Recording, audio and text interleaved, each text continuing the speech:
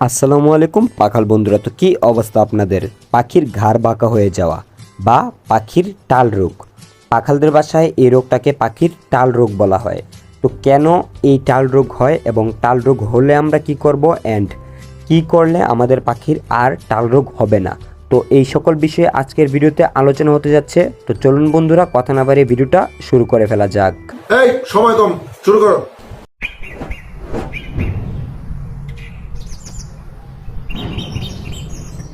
So welcome back guys. এই পাখির ঘাড় বাঁকা হয়ে যাওয়া বা টাল রোগ হওয়ার পিছনে সবচেয়ে বড় কারণ হচ্ছে ভিটামিন বি এর অভাব। অনেকে বলে থাকেন সূর্যের রোদের অভাবে নাকি পাখি এরকম বাঁকা হয়ে যায় বা টাল রোগ হয়, কিন্তু পরীক্ষিতভাবে আমরা যদি বলে থাকি বা পাখালদের অভিজ্ঞতা থেকে বলা যায় তাহলে বলতে হবে যে ভিটামিন বি এর অভাবে আমাদের পাখি এরকম ঘাড় বাঁকা করে ফেলে অথবা এরকম টাল রোগে আক্রান্ত হয়। সো এখন আপনারা প্রশ্ন করবেন ভিটামিন বি এর অভাব কেন হয়? অতিরিক্ত পাখিকে ব্রিডিং করালে সেই মা বাবা পাখিগুলো এরকম টাল রোগে আক্রান্ত হতে পারে, বা অতিরিক্ত ব্রিডিং করার পর যে বাচ্চাগুলো হবে সেই বাচ্চাগুলো দুর্বল হতে পারে, তো সেই বাচ্চাগুলো কোনো কারণ ছাড়া এই টাল রোগে আক্রান্ত হতে পারে। আবার খাবারের সমস্যা, যেমন শুধুমাত্র চীনা এবং কাউন্ট খাওয়াইয়ে আপনি যদি আপনার পাখিকে পালন করেন তখনও এরকম সমস্যা হওয়ার সম্ভাবনা থাকে। এখন প্রশ্ন আসতেছে, আমার পাখির টাল রোগ হয়েছে, এখন আমি কি করব? আপনাদের বাজার থেকে একটা ভিটামিনের ওষুধ কিনতে হবে। আপনারা যে কোনো রকম ভিটামিনের ওষুধ কিনতে পারেন, তবুও আমি রেকমেন্ড করতে পারি যে ভিটামিন AD3E অথবা বিকমভ্যাট।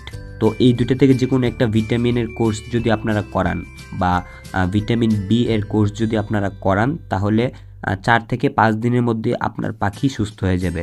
তো এই দুইটা থেকে যে কোনো একটা ওষুধ আপনারা আপনাদের লোকাল বাজার থেকে কিনে আনবেন। দেন পাখিকে পানির সাথে 6 ঘন্টা পর পর প্রতিদিন 2 বার করে খাওয়াবেন বা একবার করে, যেভাবে ইচ্ছা। এইভাবে যদি আপনারা দিনে 2 বার বা একবার দেন পাখিকে, তাহলে ইনশাল্লাহ 5 থেকে 6 দিনের মধ্যে আপনার পাখি সুস্থ হয়ে যাবে। আর আপনারা একটু খেয়াল রাখবেন, যখন আপনার পাখির এরকম টাল রোগ হয় তখন কি আপনার পাখি খেতে পারছে কি না, পাখি ফিডিং করতে পারছে কি না। যদি পাখি না খেতে পারে তখন কিন্তু পানিও খেতে পারবে না, কোনো প্রকার সে সিড মিক্সও খেতে পারবে না। তার সেই শক্তি না থাকে বা সে খাবার দাবার না খেতে পারে, তখন একটু কষ্ট করে আপনাদের নিজ হাতে তাদেরকে খাবার খাইয়ে দিতে হবে অ্যান্ড ওষুধটাও পান করে দিতে হবে। তাহলে ইনশাল্লাহ 5 দিনের মধ্যে আপনার পাখি সুস্থ হয়ে যাবে।